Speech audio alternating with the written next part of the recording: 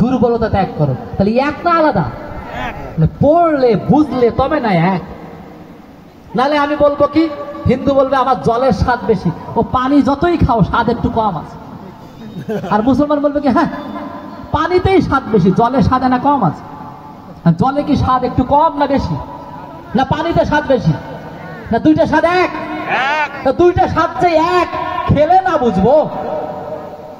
না খেলে বোঝা যায়? আমি যদি গীতা না পড়ি, না বুঝি, ঠাকুরের সত্যানুসরণ না পড়ি, না বুঝি, তা বুঝবো? এবার ওই গীতাতেও কর্ম পরম্পরায় যা যা বলা সত্যানুসরণে তাই তাই বলা, বরং একটু বেশি বলা। কেননা যুগ তো তখন কি যুগ ছিল? দাপর যুগ, আর এখন কলিযুগ। একই থাকলে হবে?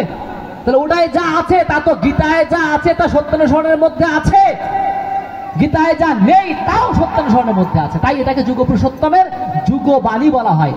মানে কি, এর মধ্যে কলির জীবের সকল সমস্যার সমাধান রয়েছে। ঠাকুর বলছেন আমার সর্বশাস্ত্রে যা আছে সত্যানুসরণের মধ্যে তা আছে।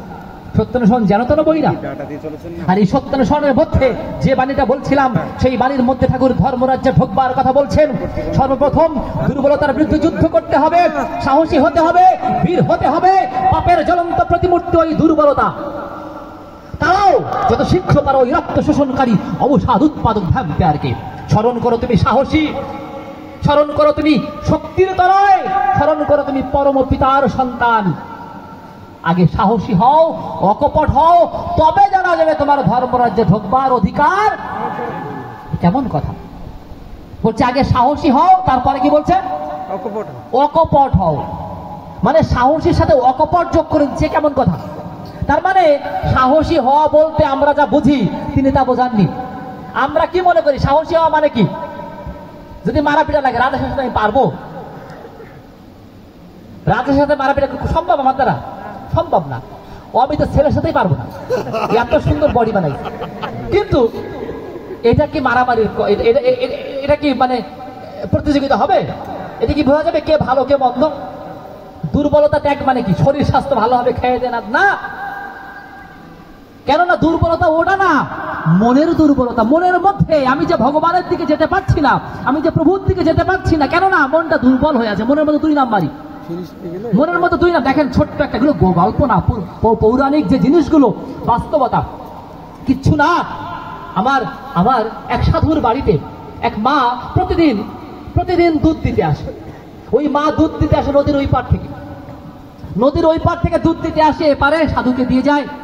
একদিন প্রচন্ড ইয়ার মধ্যে ওই আবার এসে কিছুক্ষণ বসে, এসে সাধুর কথা শুনে টেনে বলে কি, বাহ কত সুন্দর কথা সাধু, আপনার কত সুন্দর উপলব্ধি। এই শুনতে শুনতে একদিন সাধু বলছে কি জানো, বিশ্বাস থাকলে কি হয়? বলে কি হয়? বলে বিশ্বাস থাকলে গিরি লঙ্ঘন করা যায়, বিশ্বাস থাকলে জলের উপর দিয়ে হেঁটে চলে যাওয়া যায়, বিশ্বাস থাকলে আকাশে উড়ে যাওয়া যায়। বলে তাই? বলে হ্যাঁ, তুমি শুধু নাম বিশ্বাস করো, আর হরিনাম করতে করতে করতে করতে তুমি কাজ করো, দেখবো সব হবে। খুব ভালো।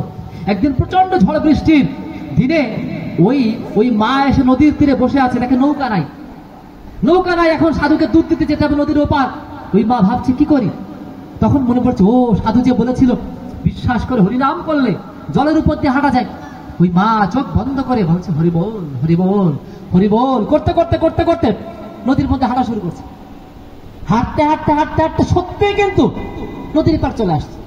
এপারে এসে সত্যি সত্যি সাধুর এখানে এসে সুন্দর করে দুধ দিচ্ছে। সাধু বলছে তুমি এই ঝড় বৃষ্টির মধ্যে কি করে এলে মা?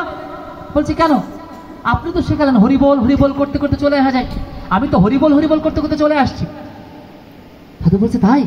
সত্যি তুমি হরিবোল হরিবোল করতে চলে আসছো? বলে হ্যাঁ, আমি নদীর উপর দিয়ে চলে আসছি। বলে কি ব্যাপার? বলে চলো তো দেখি তুমি কি করে হাঁটো। সুন্দর করে ওই মা আবার নিয়ে গেছে সাধুকে। নিয়ে গিয়ে বলছে সাধু তাহলে আমরা এখন পার হবো হরিবোল হরিবোল করতে করতে। মা কিন্তু চোখ বন্ধ করে হরিবোল হরিবোল করতে করতে নদীতে পা দিয়েছে, উপর দিয়ে হাঁটছে।